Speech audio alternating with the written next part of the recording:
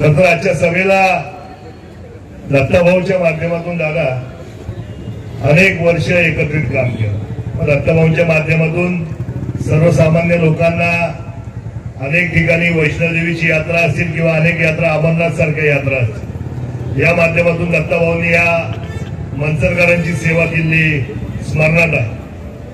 दत्ताभाऊंच्या बाबतीतलं अजून एक वैशिष्ट्य हे आहे की आपण सगळेजण करोना काळाचा उल्लेख करतोय आणि दत्ताभाऊंचं काम खरोखर वाखाणण्यासारखं त्यावेळेस होतं।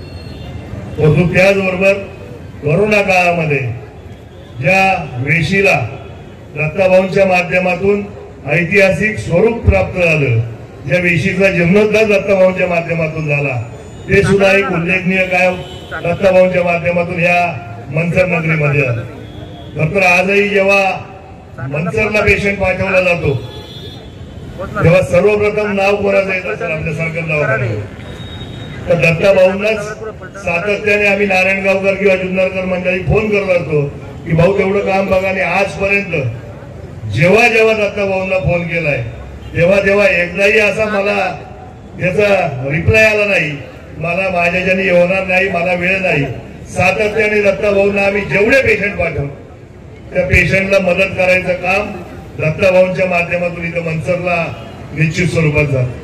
आणि मग नेतृत्व म्हणजे काय असते तर मला वाटतं सर्वसामान्य लोकांच्या अडीअडचणीला उभं राहणं, सर्वसामान्य लोकांमध्ये जाऊन मिळून मिसळून वागणं आणि सर्वसामान्य लोकांसाठी काम करणं हे नेतृत्व असलं पाहिजे।